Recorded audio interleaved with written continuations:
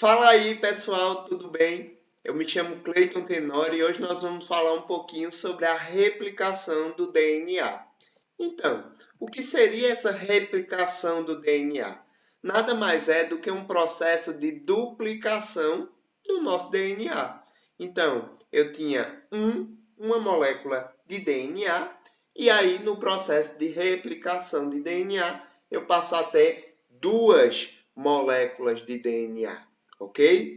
Essa replicação de DNA vai ocorrer sempre antes da divisão celular. Por quê? Porque é a divisão celular que faz com que uma célula se transforme em duas células. E já que eu vou ter agora duas células, eu vou precisar simplesmente de um processo de duplicação do DNA para que eu dobre a quantidade de DNA e simplesmente eu forneça as características suficientes para as duas células que irão surgir, ok? Basicamente, essas duas novas fitas de DNA, elas vão ser semi-conservativas e aí nós vamos ver um pouco mais na frente o que significa uma fita de DNA semi-conservativa.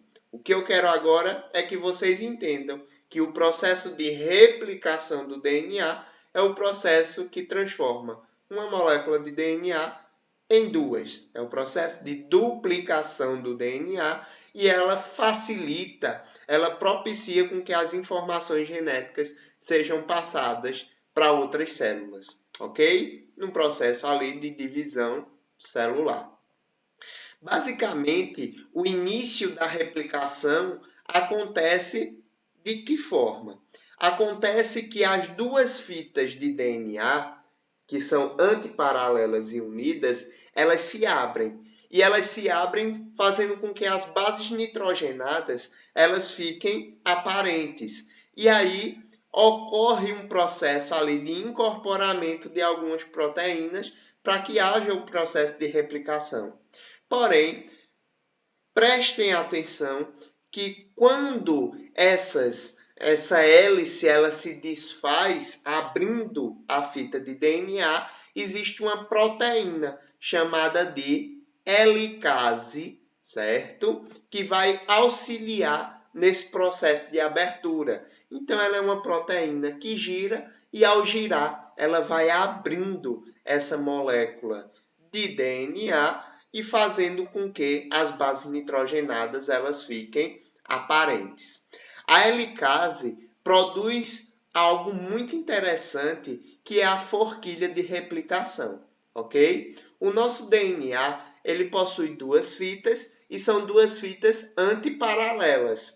Antiparalelas significam que eu tenho uma que nós chamamos de 3 linhas, 5 linhas, e outra que nós chamamos de 5 linhas, 3 linhas. Então, elas são antiparalelas e acabam se ligando. E nós vamos ver um pouco mais na frente.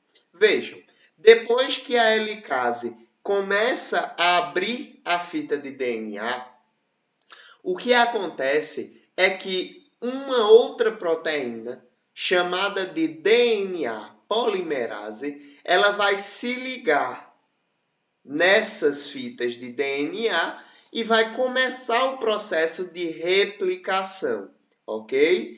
Lembrando a vocês que as nossas fitas, elas são antiparalelas. Então, nós temos em uma extremidade 3 linhas, na outra eu tenho a extremidade 5 linhas. Como elas são antiparalelas, eu vou ter exatamente o contrário. Na extremidade 5 linhas, do outro lado eu vou ter a extremidade 3 linhas, ok? Então, elas, como são antiparalelas, a DNA polimerase, ela trabalha de forma cruzada.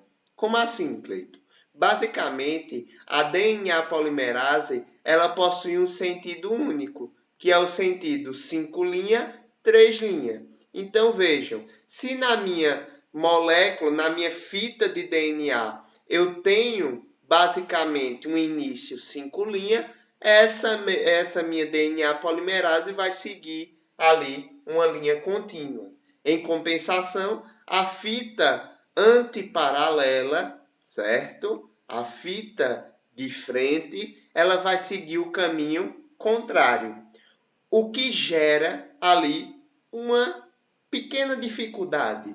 Por quê? Porque eu vou ter sempre, vejam só, eu vou ter sempre uma fita que vai ser replicada de forma contínua e eu vou ter uma outra fita que vai ser replicada de forma descontínua, através de pequenos cortes, ok? Já que a nossa fita de DNA, ela não vai ser ali aberta antes da DNA polimerase iniciar o seu trabalho.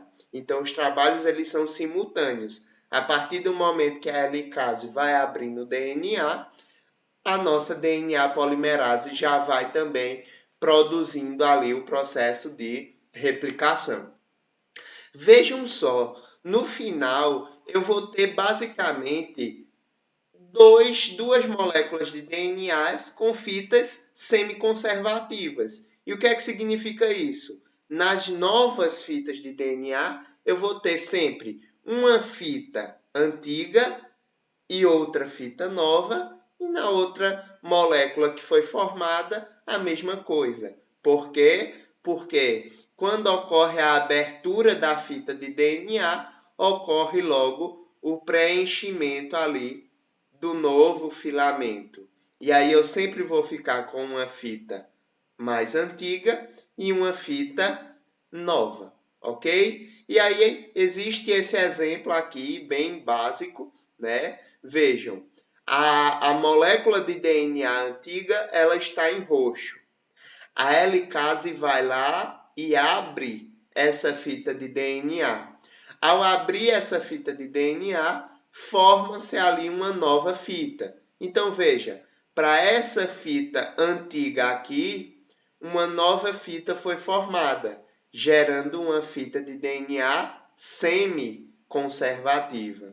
E para o outro lado da fita antiga, também surgiu ali uma nova fita de DNA.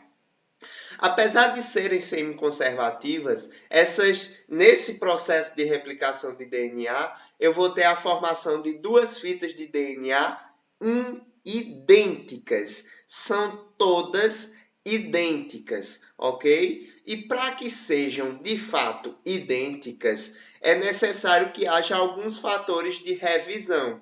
Então, na própria DNA polimerase, existe uma região ali dessa proteína que funciona como um olho, certo? Um olho ali que vai verificar se realmente esse processo de replicação está acontecendo de forma correta, para que não hajam ali mutações posteriores, ok? E aí, gente, nós temos agora o nosso dogma central da biologia completo, com o processo de replicação do DNA, que nada mais é do que o processo de duplicação de DNA e, consequentemente, a resistência, né, do nosso DNA em outras células. O nosso processo de transcrição, que nós vimos nas aulas anteriores, onde eu tenho a passagem de DNA para uma molécula também informativa, que é o RNA, e nós temos o processo de tradução, que é a passagem de RNA para a proteína, e aí a nossa informação gerada pelo DNA ganha uma função. Só que, de acordo com esse dogma central, eu surjo com uma pergunta: quem veio primeiro? O RNA, o DNA ou a proteína? Então, basicamente, eu tenho o DNA como algo extremamente vantajoso para os seres vivos, porque é uma molécula informativa e é uma molécula informativa segura.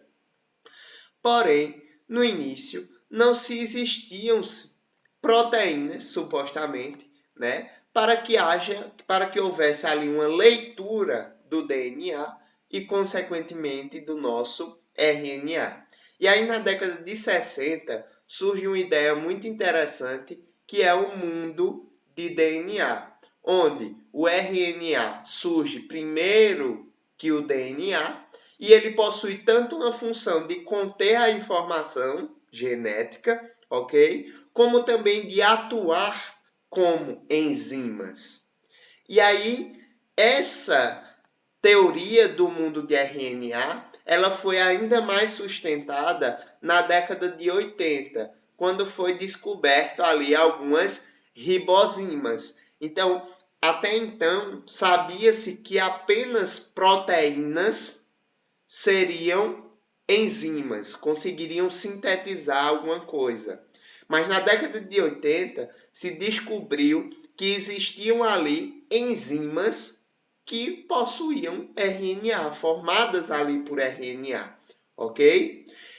Essa teoria ainda foi mais contestada, foi mais ali aceita pelos cientistas em geral, quando se observou o ribossomo, que também é uma ribosima, certo? Então, nós temos o RNA ribossomal, mas nós temos também uma proteína.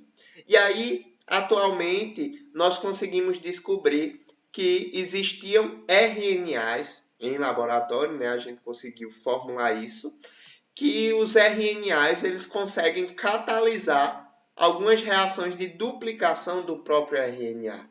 Então, a teoria do mundo de RNA, ela simplificadamente, ela fala o seguinte, que de início surgiram ali os RNAs, certo? Como um polímero de nucleotídeo, e esse RNA conseguia catalisar reações para duplicar o próprio RNA, ok? Então, o RNA duplicava o RNA, tranquilo? Depois de um determinado tempo evolutivo, período evolutivo, observou-se que o RNA conseguia, como uma molécula informativa, conseguia atuar como uma enzima para a produção de quê? De proteínas, ok? E aí surgem as nossas ribozimas. E agora vejam que nós temos o RNA e nós temos a proteína. Essas proteínas fizeram com que existissem formas mais eficazes de manter a informação genética conservada e protegida mediante ali formação de novos RNAs para gerar ali uma produção de proteína. E aí surge o nosso dogma central da biologia, que é o DNA como uma molécula ali importantíssima para a informação e por isso deve ser protegida. O nosso RNA como uma molécula também informativa, porém que pode ser degradada com maior facilidade, já que nós temos a informação totalmente protegida, e a proteína como uma fonte ali geradora dos subsídios de captura da informação do DNA e transcrição para RNA, como é o caso da RNA polimerase, e também a formação ali de RNA para proteína, para que haja ali função em toda a nossa célula, ok? Então, gente, era isso que eu tinha para falar para vocês. Muito obrigado e até a próxima.